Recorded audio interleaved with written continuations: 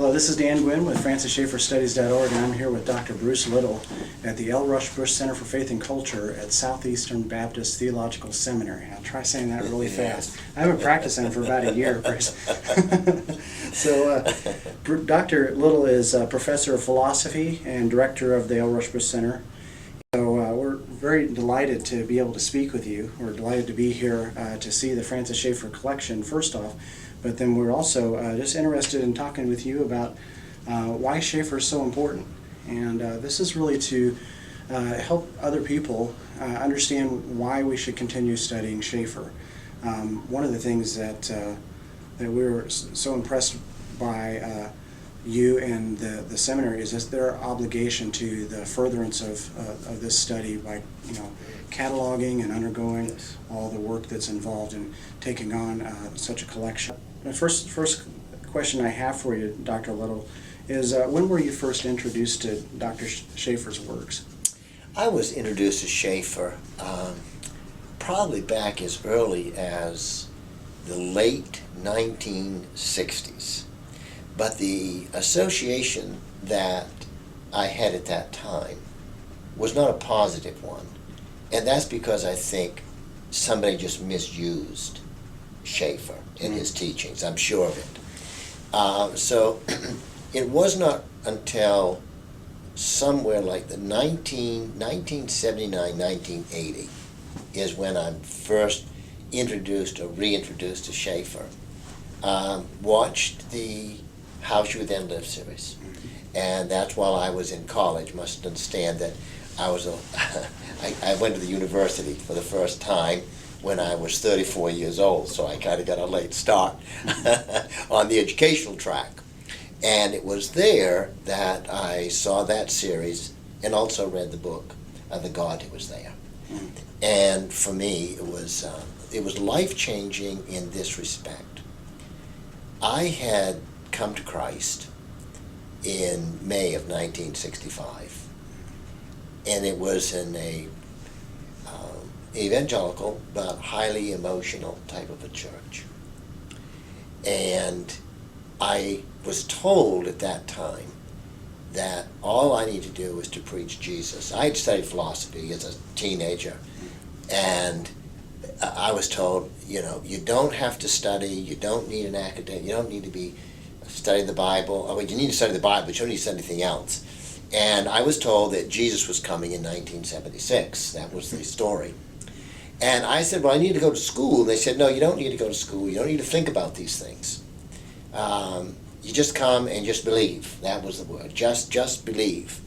Well, when I read Schaeffer, it was like I came to Christ all over again, because in essence, he says, you don't have to commit intellectual suicide to be a Christian. I have to tell you, that was so freeing. Because the thing of it was, I had all these questions inside. And I didn't dare to ask them. Because I thought, I must be carnal. Am I really a Christian? Because if I just believed, those things would go away. And then I would talk to other people, and they had the same kind of questions, but nobody did talk about that, out in public here. That is from the Christian community, because, oh my, you probably just, you're not spiritual enough. So that's why it was so freeing to me, is to realize, I can ask these questions, and I don't have to check my mind at the door when I go to the church. So that's why it was so. Yeah, I think, obviously our culture is dealing with an era which could be considered anti-intellectual. Yes. And I've heard of a new term, well, it's not so new now, but it started to sink in, called illiterate, which person who can read and write, but they don't want to. And so as a church, I think we have to step out of that cultural restraint and free our minds, if you will, in a real way to really study. And I think that's what Schaeffer does for us. Oh, absolutely. I was, and I don't mean this to be as a criticism across the board. And there were some very wonderful people in the fundamentalist movement of which I was a part in those early days. But they did have a view of life and a view of Christianity that I think would be best understood as pietistic. And if it wasn't pietistic, it was legalistic. Went in either one of those two directions. And so, and understand I was saved in New England. And, so people talk about this sometimes, and I say, wait a minute. Don't be so hard on these people. You have to understand the context out of which they come, or out of which they came. And so while I disagreed with this only believe and all of that, I think that was really wrong-headed. I do want to say that there were some wonderful people, and they were working in a pretty difficult context. And that's how they dealt with it. I just don't think it was the best way. But Right, and that's also something that you learned from Schaeffer, in the sense of being charitable. yes. Oh, absolutely. What's he say? The mark of a Christian is love and holiness. And that is something I learned.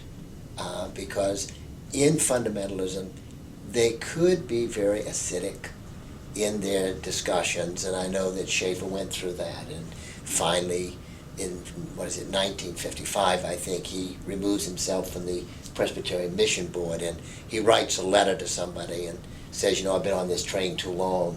But it's somewhere that I think it's in the Great Evangelical Disaster that he says, beware, this is not exactly, it was pretty close, beware of habit learned in controversy. Yeah. And he was alarmed that, of course, he would have said we shouldn't have used those tactics against the unbeliever or the liberal, and he was appalled that they were being used amongst your own, and he just that was extremely helpful for me. Yeah, thank you for that.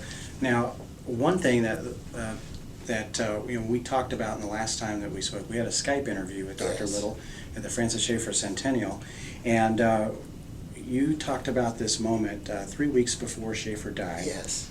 And you witnessed Schaeffer answer a question Yes. about, as kind of a boxer, this guy was talking about, the church being bloody and beaten up. But I'll let you tell it, because you said something that I thought was very funny, is that you said that you tell it so often that it embarrasses you. Yes. And so we want to give you the chance to embarrass yourself. One more time, yes. Well, it was, I believe, just about 3 weeks before Schaeffer died. He was living on milkshakes at the time, and he sat to deliver his speech. Frankie was there. And at the end, a large group of people. And at the end, there was this opportunity for people to ask questions. And he asked, a young man steps up and he says, well, Dr. Schaefer, it seems to me like the church is in the 10th round, it's bloody and beaten, and it's on its knees. Can it ever hope to win? And you could just hear everybody was silent. And I can see Dr. Schaefer in his green sport coat, and he pulled himself forward a little bit and pulled the mic to his mouth, and he said, son, if you do it to win, you've lost already, because we do not do it to win. We do it because our risen Savior has commanded us. And of course the audience broke out into an applause, because Schaeffer had nailed it right to the point. That's exactly right. And he wasn't saying that we didn't want to win, because we'd always like to win. But he was saying that's not your motivation. And I've seen so many people over the years, 30 years in the pastorate, and then I'm doing other things. I've seen so many Christians who've been involved in Christian work who became bitter and discouraged. And I think to a large degree it was because they were doing it to win. And not to be faithful. So it's been a great guide to my own life. I don't think, it hasn't always shaped me as it should, but I've never forgotten it. Yeah, and you tell it so much better than me.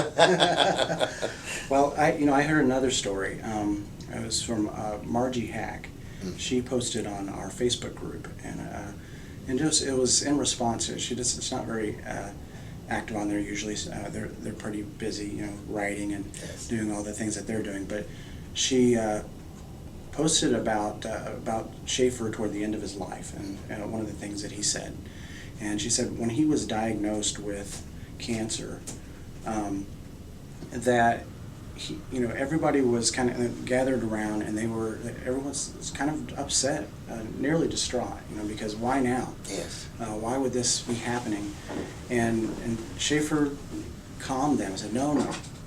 It's so important that we understand that we are not guaranteed, victory in this life, that we only have substantial healing now. And he realized that there was limitations to what, could happen in our, finite state. But it's this notion that you're speaking of. Schaeffer took the fall very seriously.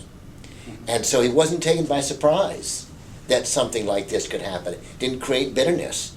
I'm sure that Francis would love to have lived longer. Of course he would have. Mm-hmm. But the fact that he had that notion, that idea, this is a fallen world. Yeah, and actually, Margie went on a little bit further to say that we should be surprised when things go right in a fallen world. Yeah. And that when we see things happen like this, that it's to be expected. Yes. And, and then he knew where his hope was. Yes. So wonderful. Yeah. Also, one thing I wanted to talk to you about, in your acceptance speech of the Francis Schaeffer collection, you said something that's really stuck with me since I've listened to it, and it was I've taken time to commit this to memory, because it just to me sums up how I feel trying to communicate the importance of Schaeffer. And you said, and I didn't include the first parts where you talked about his influence, but you said very specifically, Schaeffer is not an icon to be venerated, but a Christian scholar evangelist of exceptional cloth, from whom we can learn much in our passion to reach the nations for Christ. And that hits me right in the heart, because why do we do what we do at FrancisSchaefferStudies.org?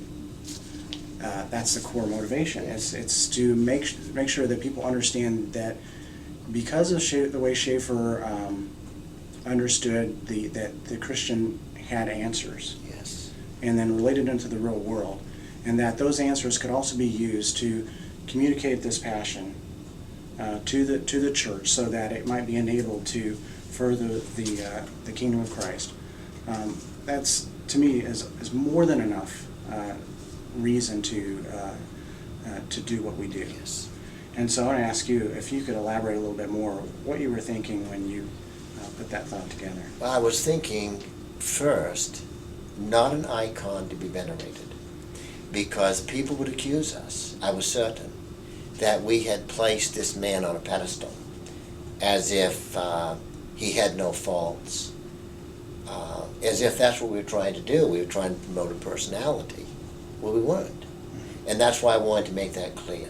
We're not trying to hold this man up as we need to follow Schaeffer, but then to follow Schaeffer in his ideas, in his passion. I remember in an interview that I did with Jane Stewart Smith, and she talked in that interview quite candidly that Schaeffer sometimes was overwhelmed in his own personal life because of the brokenness that he saw. And that is the passion that he had, because he did believe that this world was terribly broken. And the only solution that there could be is Christ. And that solution brought about a hope that one could live in this broken place and yet do so with a sense of victory and a sense of understanding and clarity of thought, and not to be overwhelmed as if, like the young man said, we're going to lose. And so, yeah, that's what I was thinking. I felt that people were thinking, oh, you're resurrecting this man who died in '84, and what has he really got to say? And yeah, he has a lot to say. Yeah, I think in our generation, we're a little bit sensitive. It's very difficult to communicate that you're trying to remember someone for the sake of Scripture, for the sake of the kingdom. And remember that we don't just repeat his words. Schaeffer would not have wanted that, I think. He wants us to think through the issues as he taught us to think. And that disturbs me somewhat, because I've heard a lot of people who are using all the vocabulary, but they haven't worked through it from bottom up. They don't really know its implications, its logical extensions. They don't know wherein it was grounded. And so it becomes, I can use this terminology, and look, I'm like Schaeffer, and I'm thinking, that's not what I want to do. I want people to read and to think the way Schaeffer thought, and to think that way for our day. Now, one of the things we like to do with these legacy videos is talk to the different scholars about some of the objections to Schaeffer. Mm-hmm. And what's interesting is that we found that we'll get slightly differing answers depending on what discipline they might be in, Mm-hmm. which is fascinating. But then the ones that we usually end up bringing up the most are the ones of the philosophical nature. And so I know that you're a professor of philosophy, so I'd like to first ask you about Schaeffer's view of Aquinas. And so I want to spring it on you, but at the same time, I want to really hear from you what you think about it. I think in some ways we get a little bit of information from Schaeffer himself. That's one thing that we're really kind of excited about as we study Schaeffer. Usually Schaeffer tells us why he's writing things. Mm-hmm. He's probably one of the more easily documented. I mean, between him and Edith's works, Yes. they speak to what they're doing. But then he says, as a result of Aquinas' emphasis on Aristotle, nature also became important. So he seems to give some credence to what happened in Aquinas' teaching, but the one thing that I see kind of missing sometimes from that discussion is maybe that Aquinas was alive in a time when a lot of the works of Aristotle were being reintroduced to Yes. the West. So I just wanted to get your thoughts. Well, I think that Schaeffer got it wrong about Aquinas. That is, he laid so much of the problems of 20th century to the feet of Aquinas, and that he puts reason in the driver's seat, so to speak. That Schaeffer would say that Aquinas didn't see the will that's fallen, and I'm not convinced of that. And while I'm not thinking that Aquinas was without fault, I think that a study of history of philosophy, one would find that there are other people who played a much larger part in what happened than Aquinas did. And unfortunately, people have picked that up, and without studying it, and so there is, maybe I'm overstating the case, seems to me to be, there's a rather large, robust, negative attitude towards Aquinas. And it is because they've taken Schaeffer's evaluation of it. And though I think Schaeffer was right, and I've gone back and reread some of that, and I think Schaeffer was not as he wasn't as totally laying this all at Schaeffer's at Aquinas' feet, but that's how everybody was reading it, or so it seems. And I think then poor Aquinas doesn't get his day in court. Yeah. He's kind of don't come in. We don't need you. You've ruined us. And Now, our last interview was with Dr. Don Williams, and one of the things that he said that was rather interesting is that if you read Aquinas, he said it's possible to pick up Schaeffer's Aquinas and Aquinas, but then also it's possible to pick up by reading Aquinas his critics as well. Yes. So is it maybe that if Aquinas was here to settle the matter, he might have straightened this out? Yeah, I think so. And I see you read Aquinas, and I've not read everything of Aquinas, but Aquinas is quite clear that there are some things you can know by reason, but there are some things you can only know by revelation. Salvation only comes by grace. It's not through the reason of the mind. Now, whether or not that's what Schaeffer was trying to say or not, so I don't want to put words in Schaeffer's mouth. Mm-hmm. I just think that from how evangelicals have read that it's turned out that they've had pretty much a negative view of Aquinas on that point. Okay. Now, I also wanted to ask you or in some depth on Kierkegaard. I'm throwing the big. Well, I have a PhD student right now who's doing his PhD in Kierkegaard, and I'm not going to.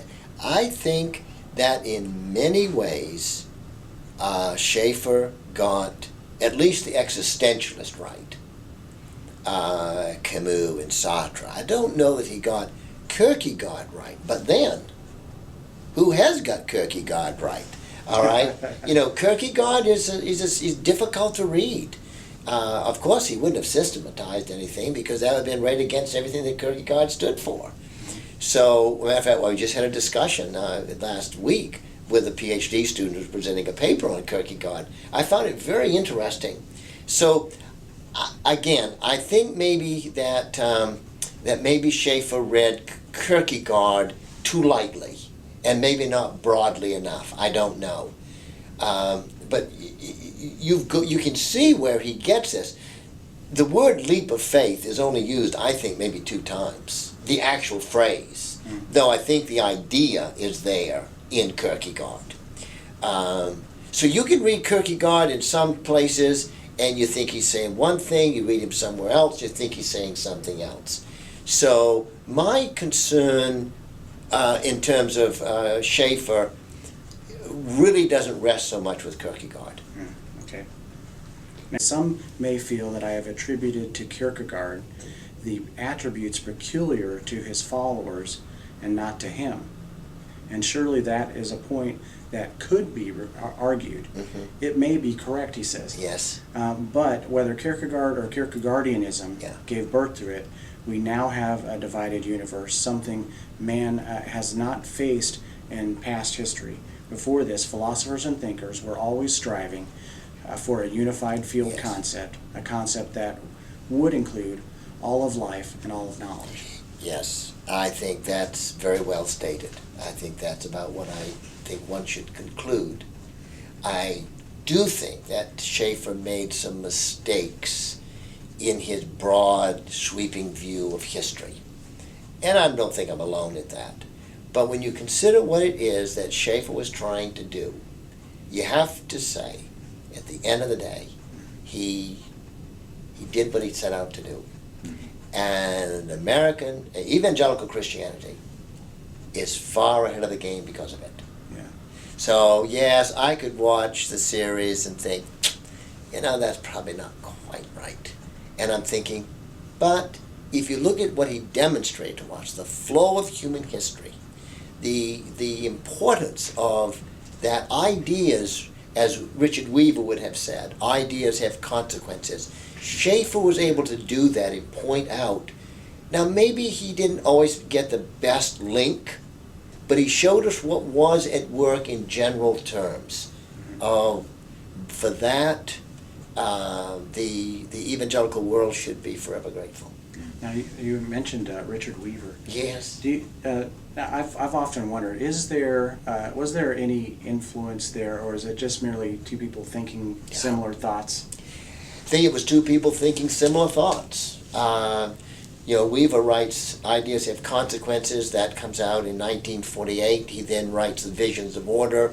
That's printed after his death in, I think, 1964. There's another individual who's writing at that time, who is a very interesting fellow, a German by the name of Joseph Pieper. And he's writing out of Germany in 1949, 48, just after the World War II. And he has some really interesting things to say. And I almost think, wow, this sounds like Schaeffer. Though there's no reason to believe they ever read one another. But Pieper says, he has this wonderful book called Leisure, the Basis of Culture.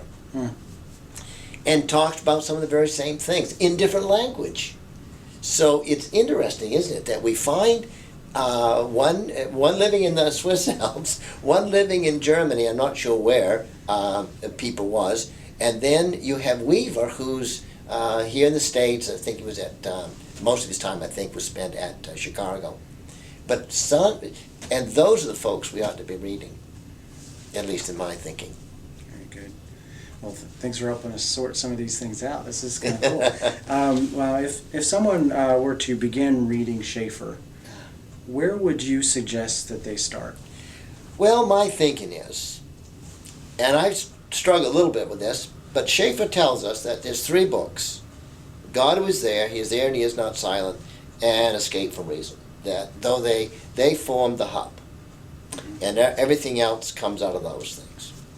Though he will tell you that the true spirituality was kind of the foundation for everything. But in talking about the books, he said, I still think the best book to start with, and actually should have been his first book, and that is The God Who Is There.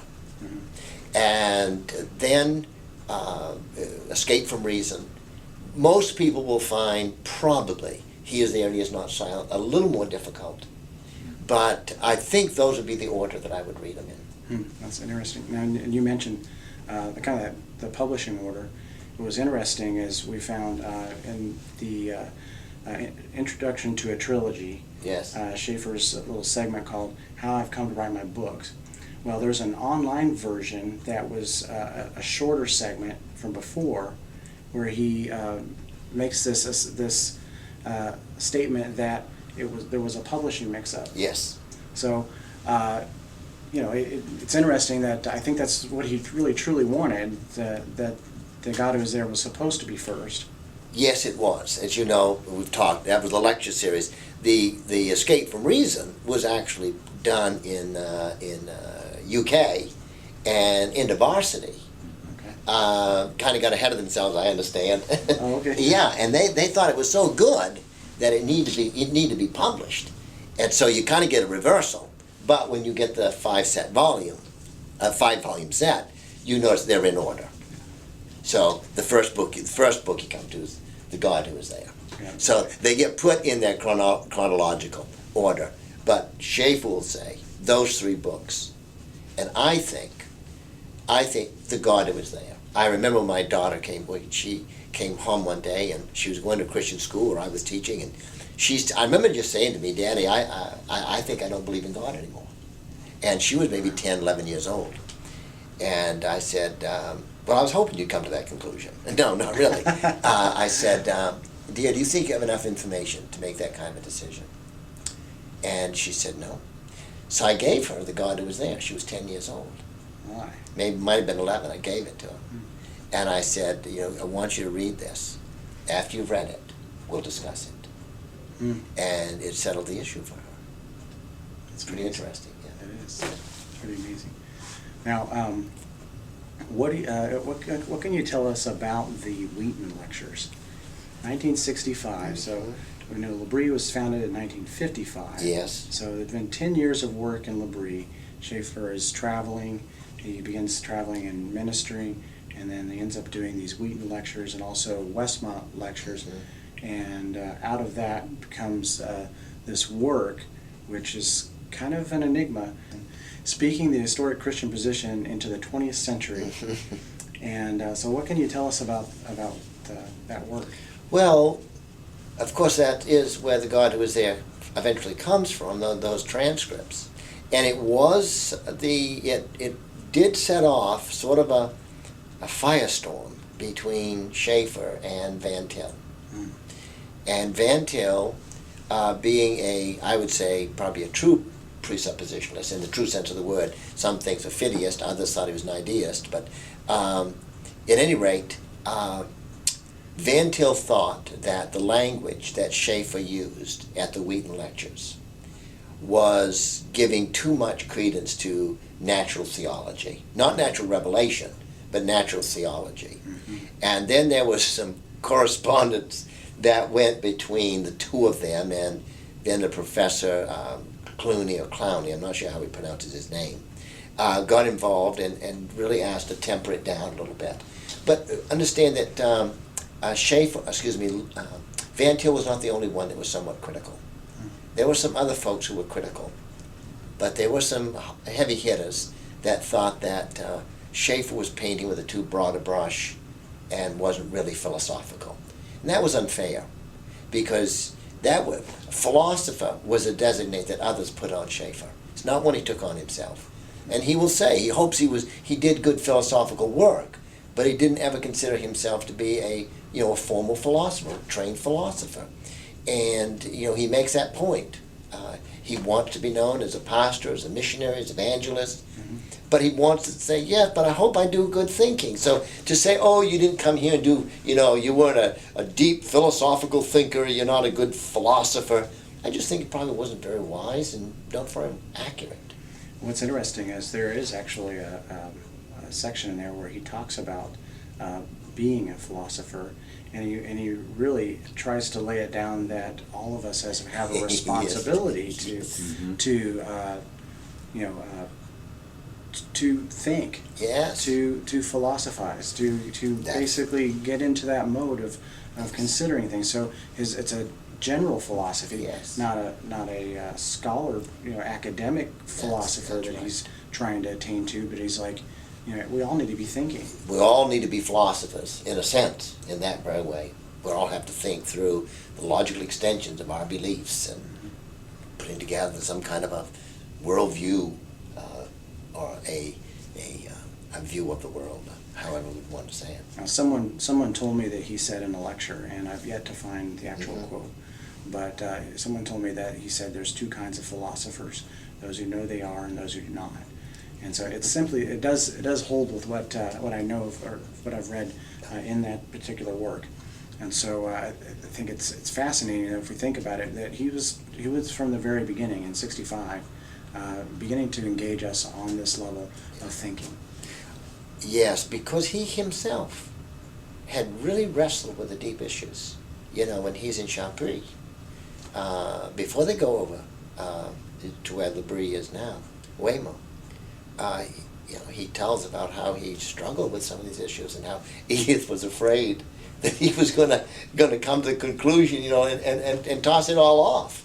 But he really felt that he had to be honest with himself. And he went back to the very beginnings and worked all the way up through it again. So he knew what it was to think philosophically about his theology. And he was speaking at a difficult time. Existentialism had pretty much made its way into this country. If you've seen Dead Poets Society, which was very clearly a take on that. And you've got the Cold War that was going on. Vietnam is beginning to rage. You think of all the things that were happening, that were going on at that time. And Schaeffer is in the midst of all that. Evangelicals were not very welcoming to Schaeffer. I know. Schaeffer was considered to be a liberal. And the reason is that he had long hair. And he wore these funny pants. And that was the level of thinking of the fundamentalist people. That's how they thought that. Because they identified in a very superficial fashion. They identified long hair with the hippies and the yippies. So therefore, he must be one of them. And we don't like them. So when some of the people over here would have him on in their churches, oh my, there was quite a brouhaha about all of that. But of course then, as you got on later, things leveled out. And that would have been probably, I'm going to guess, probably somewhere in the late 1970s. That begins to even out a little bit, and there's not that total reaction. Well, I'll tell you, it's been so great to talk with you. I hope that we can continue to follow your work here. And we're also interested in your works on theodicy. And follow the work that's going on in the archiving in the FrancisSchaeffer collection. Very excited to see that happen. Well, thank you. We are. We're just delighted. We got some good people over there doing some wonderful work. So we hope it will all be preserved, and it'll be open for people to come and do research in the future. So, thank you. All right. Praise God. Good. Okay. Thank you.